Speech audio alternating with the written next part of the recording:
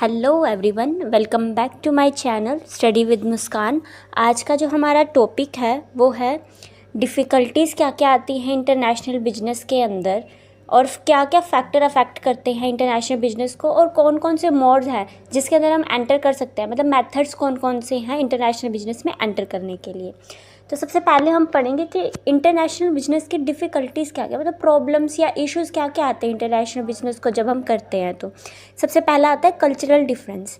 नाम से ही पता चल रहा है कि जो हेट्रोजीनियस कल्चरल वेरिएबल्स हैं डिफरेंट नेशंस के अंदर, तो उन सबको स्टडी करना और उनके अकॉर्डिंग प्रोडक्ट को बनाना बहुत ज़्यादा कॉम्प्लेक्स हो जाता है। अब फॉर एग्जांपल इंडिया के अंदर ही ले लो, अब जो पंजाब में चीज़ बिक रही है क्या वो केरला में बिकेगी? नहीं बिकेगी, क्योंकि कल्चरल डिफरेंसेस है।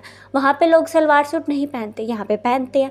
अब हरियाणा के अंदर जो चीज़ है वो उत्तर प्रदेश में नहीं बिकेगी। मतलब ऐसे कल्चरल डिफरेंसेस की वजह से उनके खाने पीने में अलग आ जाता है, उनकी ड्रेसिंग सेंस में अलग आ जाता है, मतलब वो सारी चीज़ें अलग हो जाती है। और ये कल्चरल डिफरेंस इंटरनेशनल बिजनेस में ही बहुत ज़्यादा डिफ़िकल्टीज़ पैदा करते हैं, क्योंकि हर किसी की टेस्ट एंड प्रेफरेंस के अकॉर्डिंग एक प्रोडक्ट नहीं बनाया जा सकता। फिर आता है लैंग्वेज बैरियर। अब डिफरेंट लैंग्वेज आती है डिफरेंट नेशन की, और ये सिग्निफिकेंट प्रॉब्लम है इंटरनेशनल बिजनेस के अंदर, क्योंकि लगभग 10,000 लैंग्वेजेस बोली जाती हैं वर्ल्ड के अंदर, और सबके साथ कनेक्ट करना बहुत ज़्यादा डिफ़िकल्ट हो जाता है, क्योंकि सेम लैंग्वेज होती है लेकिन उनके वर्ड्स मीनिंग बहुत डिफरेंट होते हैं अलग अलग नेशंस के अंदर। फिर आता है मोर रिस्क इन्वॉल्व। जो इंटरनेशनल बिजनेस है ये बहुत ज़्यादा रिस्की है अगर हम कंपेयर करें तो डोमेस्टिक बिजनेस के ऊपर, बिकॉज जो डिफरेंट कल्चर है, लैंग्वेज है, कस्टम्स हैं, फैशन है, और जो वर्किंग स्टाइल है वो बहुत ज़्यादा अलग है। और इससे क्या होता है कि इतनी ज़्यादा डिफ़िकल्टी होती है ट्रेड करने में, उनके जैसा प्रोडक्ट बनाने में। फॉर एग्ज़ाम्पल अमेरिका का कल्चर और इंडिया का कल्चर क्या सेम है? नहीं है सेम। तो इंडिया को वहाँ ट्रेड करने में डिफ़िकल्टी आएगी और अमेरिका को यहाँ ट्रेड करने में डिफ़िकल्टी आएगी। तो बहुत ज़्यादा रिस्की है, क्योंकि पता नहीं होता कि क्या चीज़ चले और क्या चीज़ ना चले, तो ये बहुत ज़्यादा रिस्की भी होता है। फिर आता है difference in consumers taste and preference. अब हर किसी की टेस्ट एंड प्रेफरेंस में बहुत डिफरेंस है। अब इंडिया के लगभग लोग वेज हैं, नॉन वेज भी हैं साउथ वाली साइड चले जाए तो, बट लगभग वेजिटेरियन के नाम से ही जाना जाता है। और अगर हम अमेरिका, चाइना, कोरिया वाली साइड जाएं तो यहाँ पे लोग नॉन वेज है। अगर इंडिया वहाँ पे कोई भी एमएनसी या इंटरनेशनल ट्रेड लेके जाता है या फॉरेन डायरेक्ट इन्वेस्टमेंट करता है, तो अगर वो वेज लेके जाएगा तो क्या वो वहाँ चलेगा? क्योंकि वहाँ के लोगों का टेस्ट या प्रेफरेंस वैसी है ही नहीं। अगर वहाँ पे साड़ीज़ की दुकानें खोलेगा बट वहाँ के लोग साड़ी पहनते ही नहीं, तो वो क्या होता है, डिफरेंस आ गया कंज्यूमर के टेस्ट और प्रेफरेंस के बीच में। क्या होता है, due to cultural climatic conditions, जो फूड हैबिट्स हैं, लेवल ऑफ इकोनॉमिक डेवलपमेंट है, और भी बहुत सारी चीज़ें कि वो डिफरेंट होती है हर एक नेशन की और हर एक कंज्यूमर की। तो बहुत ज़्यादा डिफ़िकल्ट हो जाता है ग्लोबल मैन्युफैक्चर करना ऐसे डिज़ाइन को जो कि इतने ज़्यादा हेट्रोजीनियस ग्रुप्स के अंदर हमारा जो वर्ल्ड है वो डिवाइड है। तो इसके अंदर कस्टमर के टेस्ट एंड प्रेफरेंस के, हर एक के टेस्ट एंड प्रेफरेंस के अकॉर्डिंग बनाना बहुत ज़्यादा डिफ़िकल्ट हो जाता है। फिर आता है अनसर्टेनिटीज़ इन गवर्नमेंट पॉलिसी। अगर बार बार एक एमएनसी आई इंडिया के अंदर, लेकिन इंडिया ने क्या किया, बार बार अपनी गवर्नमेंट पॉलिसीज़ को चेंज किया, मतलब अनस्टेबल रही और बार बार चेंज है, मतलब कि 3 साल बाद गवर्नमेंट चेंज होगी, गिर गई सरकार, या जैसे 5 इयर्स के बाद तो चेंज होती है लेकिन वो सरकार नहीं आई, तो उन्होंने जो नई गवर्नमेंट आई उसने टैरिफ्स इंक्रीज़ कर दिए, ट्रेड पॉलिसी चेंज कर दी।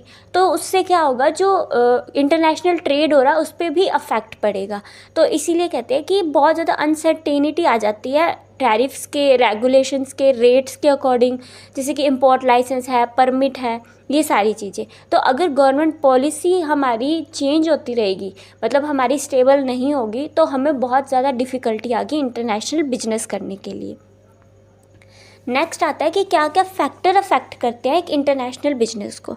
सबसे पहला आता है इकोनॉमिक इन्वायरमेंट। अब इकोनॉमिक इन्वायरमेंट में क्या क्या आ जाते हैं, जितने भी इकोनॉमिक फैक्टर्स होते हैं एक इंटरनेशनल बिजनेस के अंदर, मतलब एक डोमेस्टिक कंट्री है उसके इकोनॉमिक फैक्टर, मतलब पॉलिसीज़ हैं, उसका इकोनॉमिक सिस्टम कैसा है, उसके बिजनेस साइकिल के फेजेस क्या क्या है, उसकी जो इकोनॉमिक इन्वायरमेंट जो ऑर्गेनाइजेशन है जैसे IMF है, मतलब ये इनके साथ संबंध कैसे है, मतलब ये सारा जो इकोनॉमिक इन्वायरमेंट है ना वो इम्पैक्ट करता है हमारे इंटरनेशनल बिजनेस को। तो बहुत ज़्यादा इम्पॉर्टेंट कंपोनेंट है ये कि जो हमारा इंटरनेशनल इन्वायरमेंट है, इकोनॉमिक इन्वायरमेंट बहुत ज़्यादा उसको अफेक्ट करता है, क्योंकि गवर्नमेंट की पॉलिसीज़ भी इसके अंदर आ जाती है, क्योंकि पॉलिसीज़, इकोनॉमिक सिस्टम, फेसिस, इसके ऊपर ही इकोनॉमिक इन्वायरमेंट डेवलप होता है। तो अगर इकोनॉमिक एनवायरनमेंट ही स्टेबल नहीं होगा तो बिल्कुल भी एक कंट्री बिल्कुल भी क्या नहीं कर पाएगी, ट्रेड नहीं कर पाएगी। फिर आगे आता है पॉलिटिकल इन्वायरमेंट। पॉलिटिकल इन्वायरमेंट के अंदर क्या क्या होता है कि जैसे एक बिजनेस कर रही है कंट्री, और क्या होता है कि चेंज हो जाती है सरकार 5 साल के बाद, मतलब कि स्टेबिलिटी नहीं है कंट्री के अंदर पॉलिटिकल की। और क्या होता है कि उससे क्या हुआ कि जो नई सरकार आई उसने फॉरेन इन्वेस्टमेंट के रिगार्डिंग या फॉरेन ट्रेड के रिगार्डिंग या टैरिफ्स के रिगार्डिंग या जो भी वर्क कर रही थी एमएनसीज, उनके ऊपर ऐसी आइडियोलॉजी लगा दी कि वो ढंग से वर्क ही नहीं कर पा रही हैं। तो वो क्या होता है पॉलिटिकल इन्वायरमेंट। अगर बारी बारी इन्वायरमेंट पॉलिटिकल जो स्टेबिलिटी है वो नहीं रहेगी तो वो अफेक्ट करेगी इंटरनेशनल बिजनेस को, क्योंकि वो ढंग से फिर ट्रेड नहीं हो पाएगा और एक कंट्री कभी भी ग्रो नहीं कर पाएगी, स्पेशली जो कंट्री अभी डेवलप नहीं हुई है वो कंट्री। फिर आता है लीगल इन्वायरमेंट।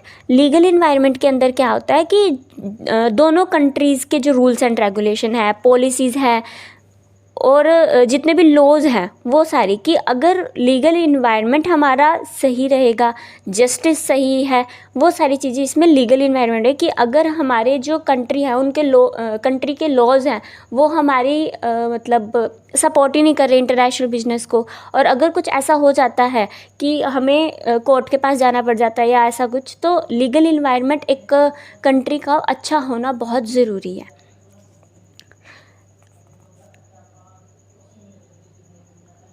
अब इसके अंदर एग्जांपल क्या है कि हमारी गवर्नमेंट इंडिया के अंदर क्या है, जो फॉरेन एक्सचेंज मैनेजमेंट एक्ट है, फेमा एक्ट लाया गया था।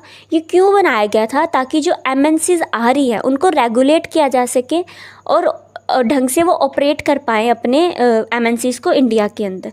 मतलब कि जो भी अनफेयर ट्रेड प्रैक्टिस है उनको कंट्रोल किया जा सके, इकोलॉजिकल जो फैक्टर्स है उनको कंट्रोल किया जा सके। मतलब ये सारी चीज़ों को ध्यान में रखते हुए, मतलब ये लीगल इन्वायरमेंट हो गया। अगर ये ना होता तो कोई भी एमएनसीज इंडिया में नहीं आती। इसीलिए एक कंट्री के अंदर लीगल इन्वायरमेंट भी बहुत ज़्यादा इम्पॉर्टेंट है। फिर आता है सोशो कल्चरल इन्वायरमेंट। अब एक कंट्री है उसका जो सबसे मेन पार्ट है या इन्फ्लुएंस करता है वो उसकी सोसाइटी है। मतलब सोसाइटी कैसे हो सकती है कि जैसे कल्चर हो गया, बिहेवियर हो गया, उसका स्टैंडर्ड ऑफ लिविंग हो गया, उसकी प्रेफरेंस होगी, एजुकेशन, रिलीजन, फैमिली सिस्टम और लैंग्वेज मेनली, और बिजनेस के एथिक्स क्या क्या हैं, वो सारा सोशल कल्चरल इन्वायरमेंट में आ जाता है। कि ऐसे नहीं होना चाहिए कि हम एक की प्रेफरेंस के अकॉर्डिंग बना रहे हैं, मतलब सभी की प्रेफरेंस को मतलब ध्यान में रखते हुए ही बनाना चाहिए। और ये एक्चुअली इंटीग्रल पार्ट इसीलिए है क्योंकि एक सोसाइटी बिल्कुल इन्फ्लुएंस करती ही करती है, क्योंकि सबकी मांगे अलग अलग होती हैं, सबके टेस्ट अलग अलग होते हैं। इसीलिए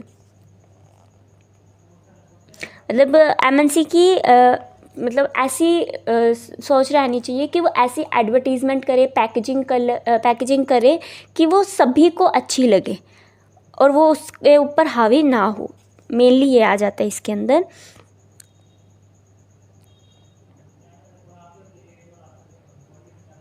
फिर आ गया था टेक्नोलॉजिकल इन्वायरमेंट। अब टेक्नोलॉजिकल इन्वायरमेंट के अंदर क्या आता है कि जो हमारी टेक्नोलॉजी है वो इतनी रैपिडली चेंज हो रही है। अब अगर हम 10 साल पहले की बात करें तो इतनी टेक्नोलॉजी अच्छी नहीं थी, लेकिन अब इतनी ज़्यादा टेक्नोलॉजी आ गई है कि पूरा ज़माना एआई का हो गया है। तो अगर हम टाइम टू टाइम अपने आप को अपग्रेड नहीं करेंगे टेक्नोलॉजी के अकॉर्डिंग तो हम पीछे रह जाएंगे, और ना तो हम ढंग से इंटरनेशनल बिजनेस कर पाएंगे और ना ही हम मतलब कुछ ऐसे, जैसे क्या होता है कि अब कंप्यूटर्स वर्क कर रहे हैं, अगर हम फिर भी हम हैंड वर्क करेंगे तो एक तो टाइम बहुत ज़्यादा लगेगा, गलती होने के चांसेस बहुत ज़्यादा हो सकते हैं, और इससे क्या होगा कि वो हमारे खुद के ऊपर ही हावी पड़ेगी। तो इसीलिए कहते हैं कि टेक्नोलॉजी जितनी चेंज हो रही है ना उसको अडॉप्ट करना चाहिए, क्योंकि वो हमारे लाइफस्टाइल को इंक्रीज़ करती है, स्टैंडर्ड ऑफ लिविंग को इंक्रीज़ करती है और हमारी लाइफ को ईजी बना देती है। अगर हम टाइम टू टाइम हमारी जो टेक्नोलॉजी है उसको नहीं अडॉप्ट करेंगे तो हम एक जो ग्रोथ की रेस है उससे बहुत पीछे रह जाएंगे, और स्पेशली इन इंटरनेशनल बिजनेस। फिर आता है अदर फैक्टर्स। अब अदर फैक्टर्स के अंदर मेनली क्या आ जाता है कि जैसे एक कंट्री के क्राइसिस हो गए दूसरी, जैसे कि अब चल रहा है रशिया यूक्रेन वॉर, अभी जैसे इंडिया और पाकिस्तान का भी चल रहा था थोड़े दिन पहले, बट ये सीज़ फायर हो गया। बट क्या होता है कि अगर एक कंट्री दूसरी कंट्री से लड़ रही है, अभी यूक्रेन और रशिया जैसे उनका 3 साल से युद्ध चल रहा है, तो उसका इफ़ेक्ट बाकी कंट्रीज़ पे भी पड़ रहा है, क्योंकि यूक्रेन में बच्चे पढ़ने जाया करते थे, वो अब नहीं जा रहे हैं। मतलब ऐसे ऐसे कंडीशंस हो गई हैं जिसकी वजह से कोई भी उनके साथ इंटरनेशनल बिजनेस नहीं कर पा रहा है, तो जिससे क्या हुआ कि लॉस हो रहा है सभी को। तो ये भी एक ऐसा इन्वायरमेंट है जिसके अंदर क्या होता है कि सभी को लॉस भी होता है, और सभी ऐसे समझ लो कि सभी ढंग से ना तो ग्रो कर पाते हैं। अब जैसे इंडिया का यूक्रेन के साथ अच्छा इंपोर्ट एक्सपोर्ट होता था, बट अब नहीं होता क्योंकि वहाँ पे युद्ध चल रहा है। इसलिए क्या है कि ये भी एक फैक्टर है जो मतलब कि इफ़ेक्ट करता है। फिर आगे आ जाते हैं कि मेथड्स क्या क्या हैं एक इंटरनेशनल बिजनेस में एंटर करने के, या मोड्स। यहाँ पे 3 टाइप्स के मोड आते हैं। सबसे पहला आता है ट्रेड मोड, फिर आता है ट्रेड मोड, फिर आता है कॉन्ट्रैक्चुअल एंट्री मोड, फिर आता है इन्वेस्टमेंट मोड। सबसे पहले आता है ट्रेड मोड। ट्रेड मोड के अंदर क्या होता है कि ये जो ट्रेड मोड है ये क्या करता है कि जो फॉरेन मार्केट्स के गुड्स है वो एक्सपोर्ट होते हैं। इसके अंदर क्या होता है कि या तो डायरेक्ट एक्सपोर्ट होते हैं या इनडायरेक्ट एक्सपोर्ट होते हैं। अब इसके अंदर 2 टाइप के आते हैं। सबसे पहला आता है डायरेक्ट एंड इनडायरेक्ट एक्सपोर्ट, और दूसरा है काउंटर ट्रेड। अब डायरेक्ट एंड इनडायरेक्ट एक्सपोर्ट में क्या होता है, डायरेक्ट एक्सपोर्ट तो वो हो गया जैसे पेरेंट कंपनी, अब एग्जाम्पल है पेरेंट कंपनी और होस्ट कंपनी होती है। अब जैसे अमेरिका एंड इंडिया एक्सपोर्ट कर रहा है अमेरिका को, ठीक है, तो अमेरिका होस्ट कंट्री हुई, हम पेरेंट कंपनी, मतलब जो एक्सपोर्ट कर रहा है या जो जैसे एमएनसी है। अब अमेरिका इंडिया में एमएनसी लेके आया, तो अमेरिका क्या हुआ, पेरेंट कंपनी हुआ जो एमएनसी लेके आया इंडिया के अंदर, उसने इन्वेस्ट किया। और जो दूसरा मतलब कि जिसके अंदर इन्वेस्ट किया जा रहा है वो हमारा होस्ट नेशन होता है, ठीक है। तो डायरेक्ट एंड इनडायरेक्ट एक्सपोर्ट में क्या होता है कि होता है मतलब डायरेक्ट एक्सपोर्ट के अंदर क्या होता है कि जो पेरेंट कंपनी है वो डायरेक्टली सेल करती है अपने प्रोडक्ट एंड यूज़र को अपने एजेंट के थ्रू, ठीक है। और जो एक्सपोर्टर है वो खुद ही रिस्क मतलब इन्वॉल्व होता है इस एक्सपोर्ट के अंदर। और मेनली ये एक्सपोर्ट तब होता है जब जैसे कि इंडस्ट्रियल गुड्स की सेल हो रही है या फिर जो बहुत ज़्यादा कॉस्टली गुड्स होते हैं उनकी सेल हो रही है। लेकिन इनडायरेक्ट एक्सपोर्ट के अंदर क्या होता है कि पेरेंट कंपनी बीच में मीडिएटर्स को लेके आती है, जैसे डिस्ट्रीब्यूटर हो गए, मिडल मैन हो गए, मार्केटिंग इंटरमीडियरीज होगी, उनको लेके आता है और फिर वो जो प्रोडक्ट है वो एंड यूज़र्स के पास पहुंचता है। और इसके अंदर जो रिस्क है वो बियर करना पड़ता है इंटरमीडियरीज को। फिर आता है काउंटर ट्रेड। काउंटर ट्रेड एक ऐसा एग्रीमेंट है जिसके अंदर क्या होता है कि जो इंपोर्ट की या एक्सपोर्ट की जो जितनी भी कंडीशंस हैं उसके अंदर क्या होता है कि जैसे काउंटर ट्रेड में क्या है, बायलेटरल ट्रेड एग्रीमेंट्स होते हैं। अब जैसे इंडिया ने रशिया के साथ ट्रेड किया, ठीक है, तो इंडिया ने ही शर्त रख दी कि मैं आपके पास एक्सपोर्ट कर रहा हूँ ना, तो आपको भी मेरे हिसाब से उतने ही आइटम का या उतने ही प्राइस का कुछ ना कुछ इंपोर्ट करना पड़ेगा। तो वो क्या हो जाता है, काउंटर ट्रेड, ठीक है। जैसे पुराने ज़माने में होता था ना कि एक हाथ लिया एक हाथ दिया, जैसे कि हमारे घर में चावल एक्स्ट्रा है और हमें कनक की ज़रूरत है, तो हम क्या करते थे कि हाँ तू 1 किलो चावल ले ले और मुझे 1 किलो गेहूँ दे दे, तो वो क्या हो गया, बार्टर सिस्टम हो गया, ठीक है। तो वही काउंटर ट्रेड होता है कि उतना ही। फिर इसके टाइप्स आ जाते हैं काउंटर ट्रेड के। सबसे पहला है बार्टर ट्रेड, यही टाइप है। जैसे इंडिया के पास कोई चीज़ है वो बहुत ज़्यादा एक्सेस में है, सरप्लस में है, लेकिन उसको चाय पत्ती चाहिए फॉर एग्ज़ाम्पल, तो वो क्या करेगा, जो दूसरी कंट्री है जिसके पास एक्सेस में चाय पत्ती का है, तो वो क्या करेगी, उसके साथ ट्रेड करेगी, काउंटर ट्रेड, कि आप मेरे से चावल ले लो और आप मुझे चाय पत्ती दे दो उतने ही प्राइस की। तो वो क्या हो जाता है, बार्टर ट्रेड हो जाता है। फिर होता है काउंटर परचेज। काउंटर परचेज के अंदर क्या होता है कि जो एक फर्म है वो एग्री करती है एक स्पेसिफिक गुड्स को कंट्री के, जो कि वो सेल करेगी। फॉर एग्ज़ाम्पल यूएस ने सेल किए गुड्स इंडिया को, अब इंडिया है वो पेमेंट किस में करेगी, यूएस डॉलर में करेगी।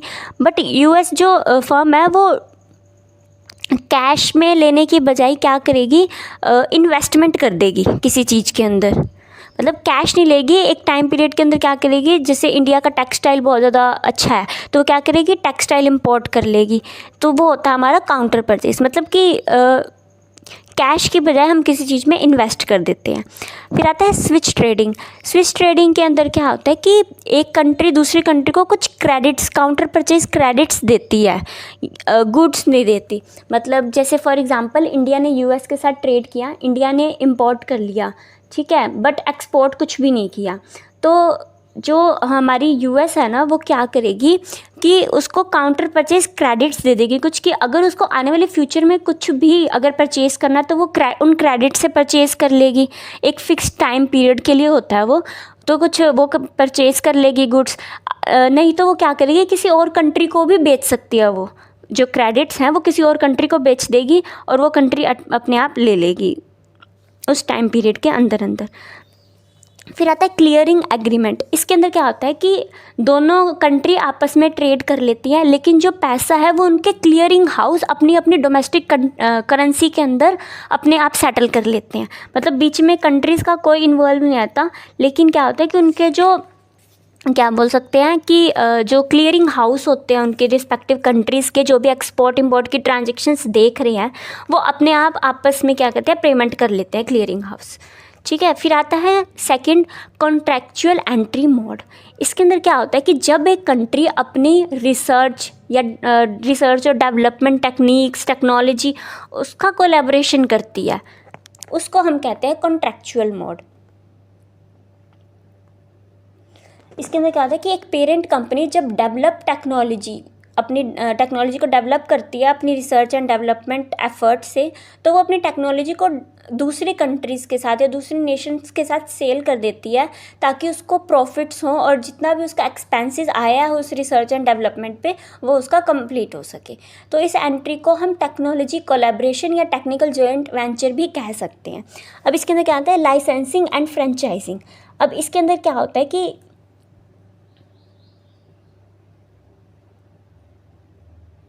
मतलब लाइसेंसिंग के अंदर क्या होता है कि एक कंट्री दूसरी कंट्री को लाइसेंस प्रोवाइड कर देती है।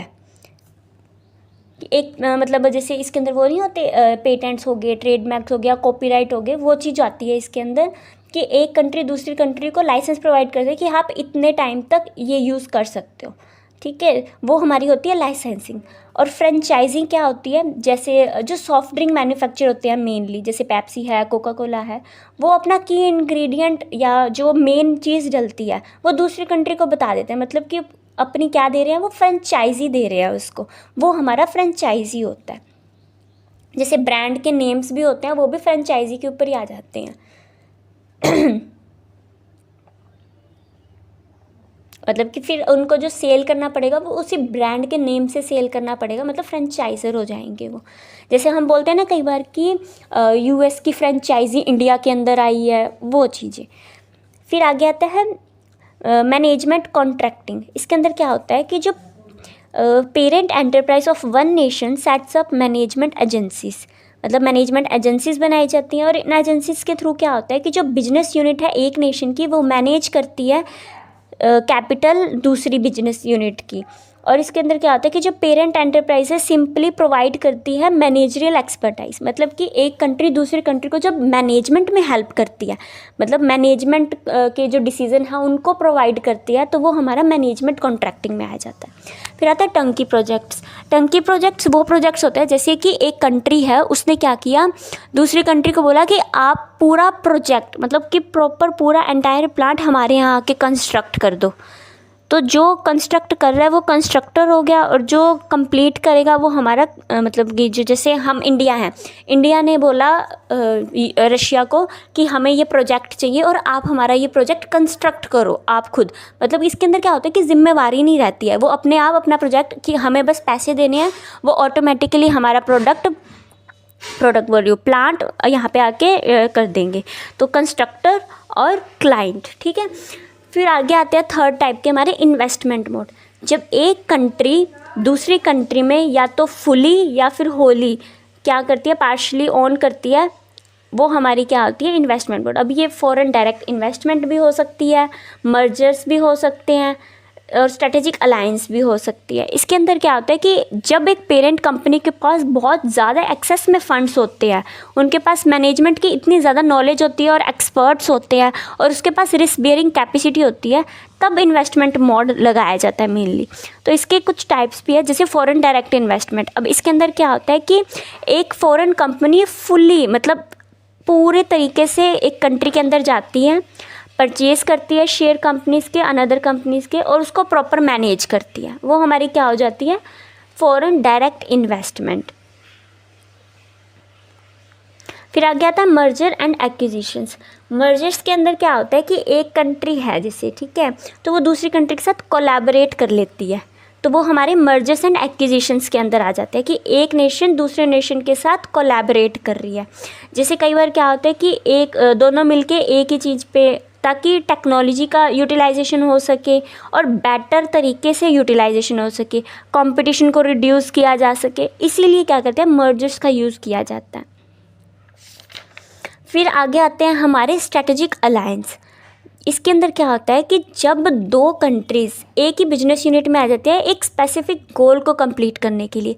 इसके अंदर क्या होता है कि जैसे दो कंट्रीज़ हैं, वो अपना अपना रिसर्च कर रही हैं और सेम टाइप पे, जैसे मून पे रिसर्च कर रही है या मार्स पे रिसर्च कर रही है, मतलब किसी चीज़ पे रिसर्च कर रही है और सेम कर रही है। जब वो उनके जो स्ट्रैटेजी है वो सेम है, मतलब वो कॉमन गोल के लिए काम कर रही है, तो वो क्या करेंगे, दोनों मिलके एक कॉमन गोल पे काम करने लग जाएंगे, मतलब प्रॉपर स्ट्रैटेजी बना लेंगे। और जो इसका जो मेन बेनिफिट है वो क्या है इंटरनेशनल बिजनेस के अंदर, कि जो दोनों की दोनों यूनिट है वो रिटेन करेंगे खुद की इंडिविजुअल आइडेंटिटी को, कोई भी ऑनरशिप का ट्रांसफ़र नहीं होता, ये बस ये है कि दोनों आपस में वर्क कर रही हैं। और इसके अंदर ये भी है कि अगर इजीली एग्जिट भी कर सकती है, कोई भी पार्टनर है अगर उसको कोई बेनिफिट नहीं लग रहा है तो वो इजीली इस अलायंस से एग्जिट भी कर सकती है। तो मेनली जो ये मोड्स थे हमारे यही थे कि कैसे कैसे हम कर सकते हैं। तो आई होप आपको समझ में आया होगा। Thank you for watching.